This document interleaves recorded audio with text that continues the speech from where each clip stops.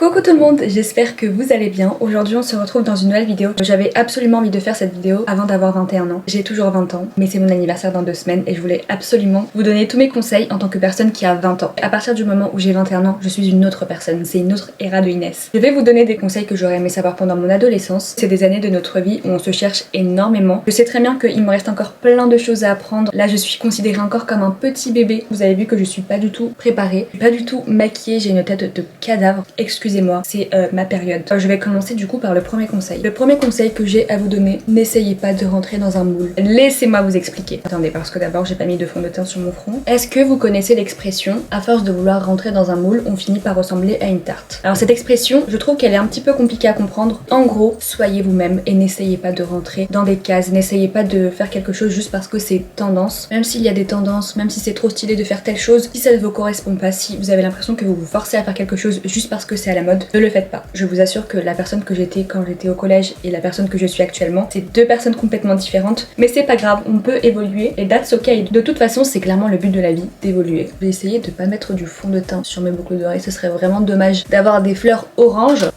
J'avais vu la dernière fois un post de quelqu'un qui allait mourir, c'est pas très joyeux dit comme ça. Il disait que son plus grand regret c'était de ne pas avoir été lui-même, ne pas avoir osé se distinguer des autres. Vous allez sûrement me dire, ok mais où est-ce que tu veux en venir? C'est pas une honte d'être différent des autres, parce qu'en fait c'est à cet âge là où justement on reçoit le plus de critiques, et si vous apprenez à en avoir rien à faire à cet âge là, vous avez tout compris à la vie et après ça va être beaucoup plus simple. Je vais vous raconter ma petite histoire, peut-être que ça va vous motiver. J'étais une personne complètement différente du coup, comme je vous l'ai dit. Je savais très bien que c'était pas bon, et comme j'étais jeune je me disais bon c'est pas très grave, quand je grandirai je serai différente et je m'habillerai d'une telle façon, etc. Sauf que en fait une fois arrivée au lycée, je me suis dit mais pourquoi je le fais pas en soi? C'est le regard des autres, le fait d'aller à l'école avec cette tenue en particulier, je n'ose pas à cause du regard des gens. Et quand je suis arrivée au lycée, c'est à partir de ce moment là que j'ai commencé à affirmer mon style. Moi je me suis dit en fait j'en ai rien à faire de ce qu'ils pensent. J'ai pris ma petite tenue en tweed, mes bottes, et je me suis dit je veux m'habiller comme ça. Qu'est-ce qu'ils vont faire au pire? Au pire ils vont rigoler, ils vont faire 2-3 remarques et puis après ok. Et du coup c'est ce que j'ai fait. Au début j'avoue que j'ai quand même eu des remarques, mais c'était pas hyper malveillant. Je sais pas ce qui a fait que je me suis dit mais en fait je m'en fous de ce qu'ils pensent, peu importe, j'ai envie de m'habiller comme ça, je m'habille comme ça. J'ai remarqué que la plupart des adultes maintenant qui osent pas mettre certaines choses, c'est parce qu'ils avaient peur quand ils étaient déjà adolescents. Vraiment c'est important, soyez vous-même, n'ayez pas honte de qui vous êtes. J'espère que ça résonne en vous. J'ai l'impression que je me perds. Anyways, un deuxième conseil. Alors celui-ci, franchement, même en tant qu'adulte, je trouve que c'est quelque chose qui est très important. Retenez ce conseil. Arrêtez d'attendre que tout soit parfait pour faire quelque chose. Faites-le, sinon vous allez jamais le faire. Quand on est quelqu'un de perfectionniste, on n'est jamais satisfait. Même quand tout est parfait et que on pourrait rien rajouter pour améliorer la chose, on n'est pas content. Le perfectionnisme, c'est vraiment un cercle vicieux. Faut quand même que je me maquille en même temps. Hyper positif parce que ça fait de vous quelqu'un qui est vraiment sur les détails, qui fait les choses avec le cœur, qui bâcle pas tout, etc. D'un autre côté, c'est une corvée. En fait, pour le moindre détail, vous devenez un peu anxieux et vous voulez que ce soit fait à la perfection. Sauf qu'au bout d'un moment, la perfection n'existe pas. Mon perfectionnisme m'a vraiment empêché de faire énormément de choses dans ma vie. Le nombre de choses où je me disais je le ferai plus tard, parce que c'était pas parfait et c'était pas comme moi je voulais que ce soit. Même si c'était pas parfait. Une seconde, c'est du business. Allô? Oui, toi? Vraiment trop bizarre cette famille. Mais du coup, qu'est-ce que je disais? Bah voilà, elle m'a fait perdre le fil de ce que je disais. Ah oui, on parlait du perfectionnisme. Ça pour dire que le perfectionnisme m'a empêché de faire énormément de choses. Mais je vous assure que plus vous attendez, plus le temps va passer et plus vous allez avoir des regrets. Alors si vous avez un projet en tête, attendez pas de déménager, attendez pas de finir l'école, attendez pas, je sais pas moi, de changer de travail, de changer de couleur de cheveux. Pour le faire, faites-le. Arrêtez d'attendre que tout soit parfait. C'est pas grave si ce n'est pas parfait. Je parle pour vous, mais je parle aussi pour moi. Parce que c'est important. Les personnes perfectionnistes, on se comprend. C'est aussi être trop dans le contrôle, c'est pas bien d'être trop dans le contrôle. Parfois en fait il faut savoir lâcher prise et arrêter de vouloir tout contrôler. Je vous assure qu'à la longue c'est fatigant et en fait on se rend compte que ça fait du mal tout seul. Alors pour celui-ci, ouvrez grand vos oreilles. Bon on sait tous, hein, c'est l'âge où on rencontre son premier amour, on a nos premières relations amoureuses, nos premiers crushs, nos premiers flirts et blablabla et blablabla. Arrêtez de chercher l'attention des garçons. Je la refais. Arrêtez de chercher l'attention des garçons. Vraiment, on s'en fout. C'est vraiment pas le plus important. Et croyez-moi que à cet âge-là, les garçons ne sont pas sérieux. J'ai pas envie de faire une généralité parce que plein d'exemples de personnes qui se sont rencontrées quand ils étaient très jeunes, au final, ça a fonctionné. Mais d'un côté, je ne vais pas non plus prendre ce cas-là pour une généralité parce que la plupart du temps, on va pas se le cacher, les garçons à cet âge-là ne sont pas matures. Et vous-même, vous n'êtes pas mature en fait parce que à 14, 15, 16 ans, c'est très rare d'être mature parce que vous êtes à un âge où vous apprenez énormément. Sachez que je parle par expérience. À cet âge-là, je voulais absolument avoir mon premier copain et tout. En fait, en prenant du recul, je suis très contente que ça me soit pas arriver à cet âge-là parce qu'on est tellement manipulable facilement, influençable. Pour moi, il y a des choses bien plus importantes. Je vais pas faire la maman lourde qui vous dit oui, le plus important c'est l'école, concentre-toi sur tes études. Alors en vrai, c'est pas faux, hein. Mais je sais très bien ce que ça fait d'être une ado qui est à l'école. Ok, c'est important, mais on n'a pas envie qu'on nous rabâche ça à longueur de journée. Moi, ce que je vous conseillerais vraiment, de vous concentrer sur vos rêves et de vous donner des objectifs. C'est très dur d'envisager une relation alors que vous êtes même pas encore construit. 90% des autres cas autour de moi, la fille finit limite en dépression à cause d'un garçon. Je me dis mais est-ce que ça en vaut vraiment la peine de se mettre en couple et de parler avec des garçons aussi jeunes? Si vous pouvez éviter ça, je vous assure que vous vous éviterez énormément de choses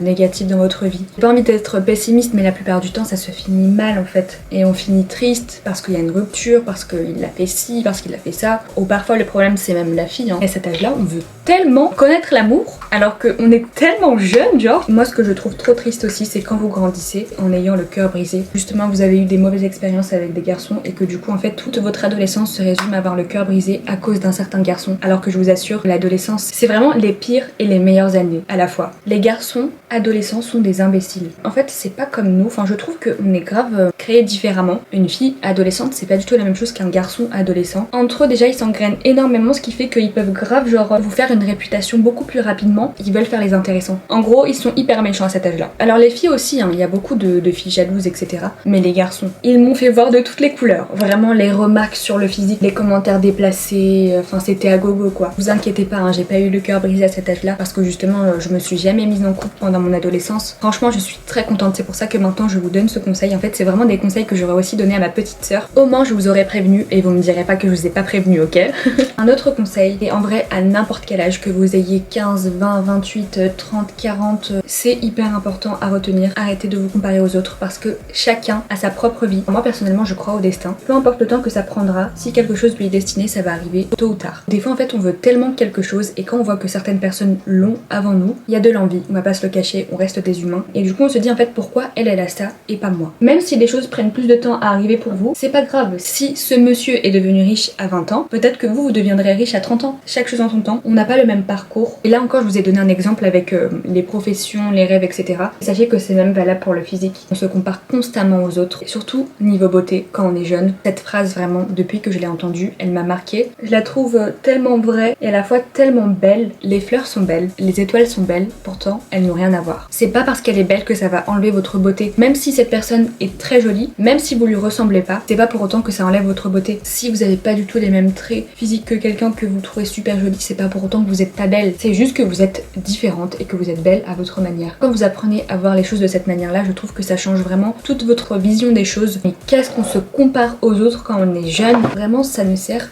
à rien du tout. Fait que vous vous ressemblez pas, ça fait de vous quelqu'un d'unique. Donc voilà, c'est vraiment important que ce soit dans la vie de tous les jours, que ce soit pour les rêves, les ambitions, les objectifs, le physique. J'en ai conscience que c'est très très dur. Même moi, à l'heure actuelle, j'ai vraiment beaucoup de mal à arrêter de me comparer aux autres. Vous vous remettez en question, vous vous dites peut-être que je suis pas assez bien. Juste que vous, c'est pas votre moment pour que ça arrive. Il faut le voir de cette façon-là. Si je peux vous donner un conseil que j'ai appliqué et que je ne regrette absolument pas, c'est de choisir de faire ce que moi je voulais faire et pas parce que quelqu'un m'a dit de faire cette chose-là. Si vous avez une carrière de rêve, si vous avez un rêve en particulier mais qui sort un peu des codes, même si tout le monde est contre, etc., je vous dirais toujours d'écouter votre cœur parce que je vous assure, plus tard, vous allez tellement regretter de ne pas avoir choisi ce que vous vouliez faire. Une fois que vous allez être dans la vie active, que vous allez commencer à travailler dans un métier qui vous correspond pas forcément, c'est là que vous allez regretter et vous dire pourquoi j'ai pas choisi d'écouter mon cœur. Peut-être que certaines personnes ne vont pas être d'accord parce que je suis pas un exemple non plus, j'ai carrément arrêté les études pour suivre ma passion, mais pour certaines personnes, je conçois totalement le fait que c'est important quand même d'avoir un diplôme, etc. quand on se dirige dans un milieu artistique, parce que malheureusement, quand on va dans un milieu artistique, que ce soit la musique, le cinéma, le mannequinat,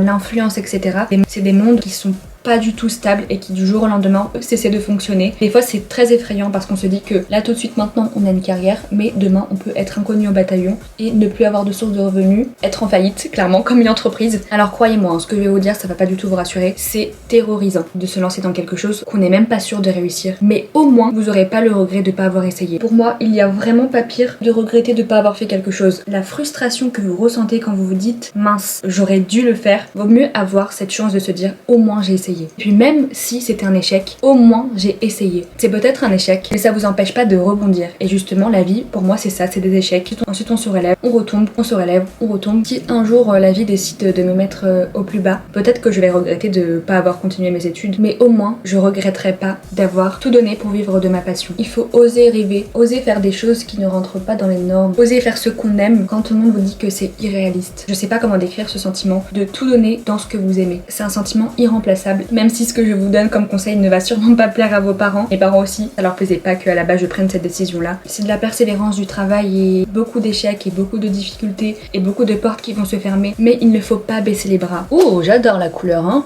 Ça faisait longtemps que je l'avais pas mis celui-ci. Magnifique. J'espère que c'est pas trop bancal mon explication et que vous avez compris ce que je voulais dire. C'est pas des conseils non plus révolutionnaires, je vous avoue que je vais pas changer votre vie en faisant cette vidéo. C'est important de se détacher du regard des autres et de suivre ce que nous on aime. Profitez de ces années parce que je vous assure ça passe tellement vite. J'ai fait des petits gains de beauté. On adore. Donc voilà, j'ai fini mon maquillage, donc je vais terminer cette vidéo ici. J'espère que mes conseils aideront certaines personnes, même si encore une fois je doute que ce soit des conseils révolutionnaires. Je sais très bien que c'est des choses qui sont assez banales. Je vous ai pas non plus appris des choses hors du commun. Je vous fais plein de bisous et je vous dis à bientôt pour une prochaine vidéo. Bye. Mais attendez, j'adore mon maquillage, regardez-moi ça. La coiffure, on en parle. Au final, j'adore, hein. Mais j'adore, hein. Ça fait très Bridgerton. Bon allez, bye.